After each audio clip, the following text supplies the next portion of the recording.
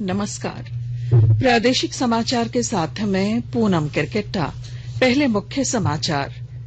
केंद्रीय मंत्री प्रकाश जावड़ेकर ने कहा, कोरोना संकट के अब जाने के आसार, वैक्सीन लगने के बाद भी सावधान रहने की जरूरत।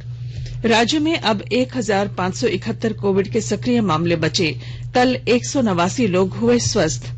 मुख्यमंत्री हेमंत सोरेन की विभागवार समीक्षा का दौर जारी। आज पेयजल और स्वच्छता विभाग के काम का लेंगे लेखा जोखा।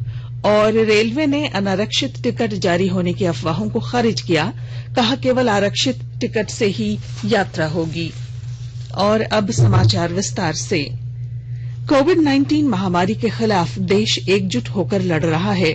आप भी हमारे साथ सुरक्षा और बचाव के 3 आसान एहतियाती उपायों का संकल्प लें। मास्क पहने, 2 गज की दूरी है जरूरी, सुरक्षित दूरी बनाए रखें, हाथ और मुंह साफ रखें। केंद्रीय सूचना प्रसारण मंत्री प्रकाश जावड़ेकर ने कहा है कि कोरोना संकट अब जाने के आसार दिख रहे हैं।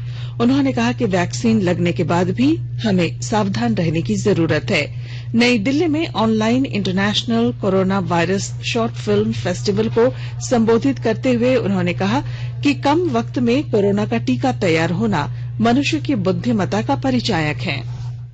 लेकिन मैं मानता हूं कि कोरोना का संकट अब जाएगा भी, क्योंकि दवाई मिली है। आज से ही अमेरिका में वैक्सीनेशन शुरू हुआ है। हमारे यहां भी जल्दी आएगा। हमें पता है देश के 4 वैक्सीन तैयार हो रहे हैं, तो शायद महीने भर में आएगा। लेकिन एक नया भी ख्याल करने की जरूरत है। एक बार वैक्सीन लिया तो हम फ्री हो गए, कहीं भी जाएंगे, कुछ भी करेंगे, ऐसा नहीं है। एंटीबॉडीज तैयार होने को दूसरा डोज भी लेना पड़ता है और उसके बाद भी 28 दिन, यानी दोनों मिलकर 2 महीने पहला वैक्सीन लेने के बाद भी हमें खुद की तंदुरुस्ती का ख्याल रखना पड़ेगा।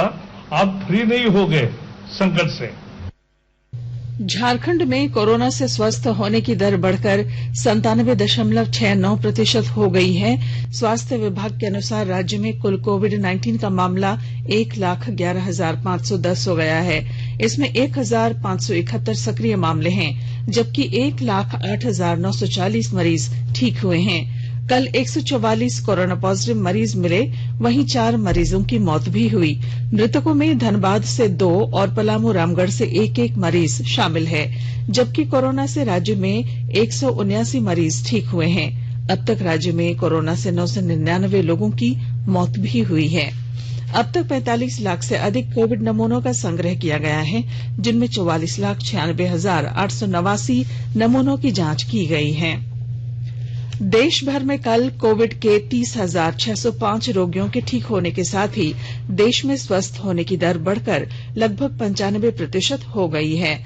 अब तक 93,88,159 रोगी ठीक हुए हैं।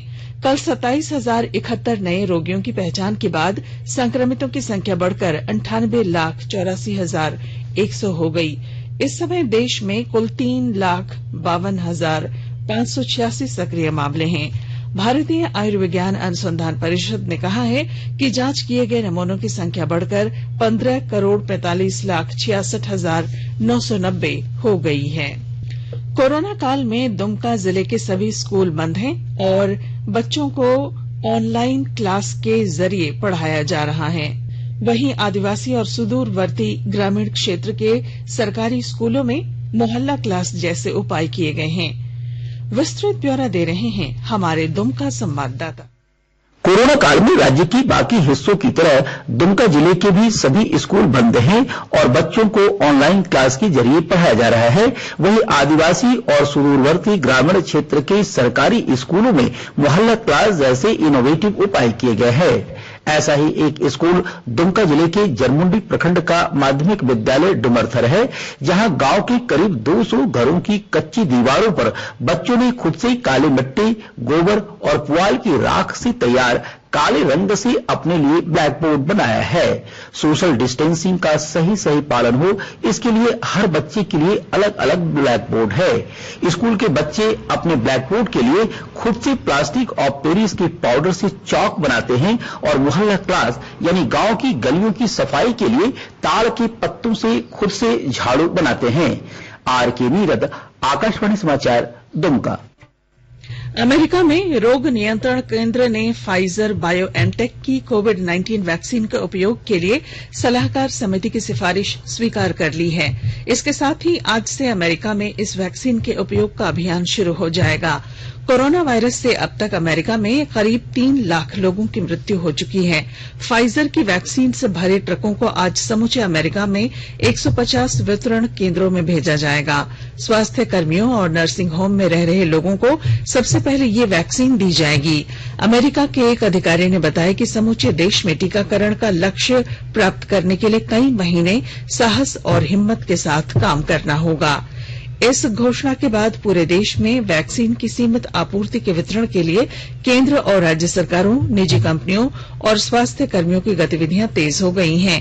कोविड-19 के संक्रमण और मौतों से जूझ रहे अमेरिका में इस वैक्सीन ने एक नई दिशा जगाई है। केंद्र सरकार ने सोशल मीडिया में प्रधानमंत्री पेंशन योजना 2020 के बारे में प्रसारित हो रहे फर्जी संदेश को खारिज किया है। इस संदेश में प्रधानमंत्री पेंशन योजना 2020 के तहत 70,000 रूपये प्राप्त करने के लिए पात्रता की पुष्टि करने का दावा किया गया है।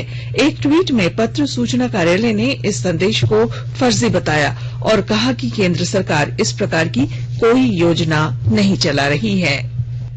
आकाशवाणी के ताजा तरीन समाचारों के लिए आप हमारी वेबसाइट newsonair.com पर लॉग ऑन कर सकते हैं। ताजा समाचार Twitter handle @AIR News Alerts और Facebook page all India radio news पर भी उपलब्ध है।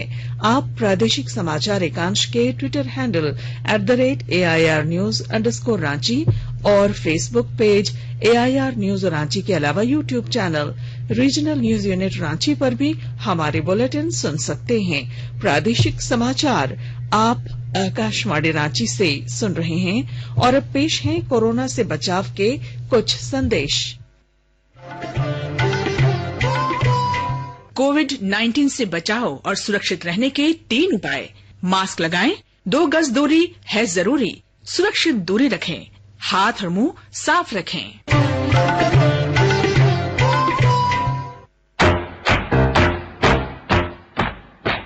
चलो मिलकर एक शुरुआत करें, चलो एक फैसला आज करें।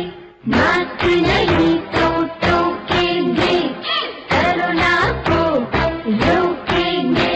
चलो इस इरादा करते हैं, चलो कुछ वादा करते हैं। मास्क नहीं तो टोकेंगे, कोरोना को रोकेंगे। भारत सरकार द्वारा जनहित में जारी। प्रादेशिक समाचार में आपका फिर स्वागत है। मुख्यमंत्री हेमंत सोरेन की विभागवार समीक्षा का दौर जारी है। मुख्यमंत्री आज पेयजल स्वच्छता विभाग और जल संसाधन विभाग की समीक्षा करेंगे। प्रोजेक्ट भवन में श्री सोरेन पहले पेयजल विभाग, उसके बाद जल संसाधन विभाग के अधिकारियों के साथ विभाग द्वारा चलाई जा रही योजनाओं की प्रगति की पूरी जानकारी लेंगे। केंद्रीय वित्त मंत्री निर्मला सीतारमण 2021-22 का बजट तैयार करने के मुद्दे पर आज नई दिल्ली में शीर्ष उद्योगपतियों के साथ विचार विमर्श कर रही हैं। वित्त सचिव डॉक्टर AB पांडेय, आर्थिक कार्य विभाग के सचिव तरुण बजाज और मुख्य आर्थिक सलाहकार KV सुब्रमण्यम सहित अनेक वरिष्ठ अधिकारी इस बैठक में उपस्थित हैं। पिछले कई वर्षों से वित्त मंत्रालय वार्षिक बजट संसद में पेश करने से पहले उद्योग और वाणिज्य संघों, व्यापारिक तथा निर्यात संगठनों के साथ विचार विमर्श कर उनकी सलाह लेता रहा है। जीएसटी इंटेलिजेंस महानिदेशालय DGGI ने फर्जी चालान धोखाधड़ी के खिलाफ अपने राष्ट्रव्यापी अभियान में अब तक 140 व्यक्तियों को गिरफ्तार किया है। राजस्व विभाग के सूत्रों ने कहा कि नवंबर के दूसरे सप्ताह से फर्जी चालान धोखाधड़ी के खिलाफ चलाए जा रहे अभियान के तहत जीएसटी चोरी के मामलों का भी खुलासा हुआ है।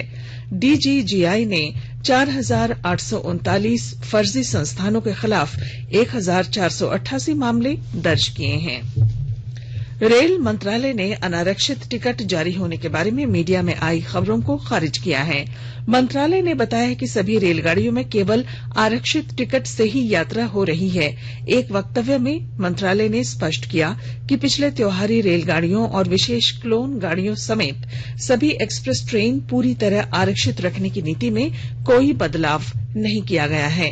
मंत्रालय ने बताया कि क्षेत्रीय रेलवे कार्यालयों को कुछ क्षेत्रों में केवल उपनगरीय और लोकल यात्री रेलगाड़ियों में ही अनारक्षित टिकट जारी करने की अनुमति दी गई है। रेल मंत्रालय ने बताया कि रेलगाड़ियों के परिचालन, यात्रा और आरक्षण संबंधी नियम कोविड परिस्थितियों के अनुरूप निरंतर बदलते रहते हैं।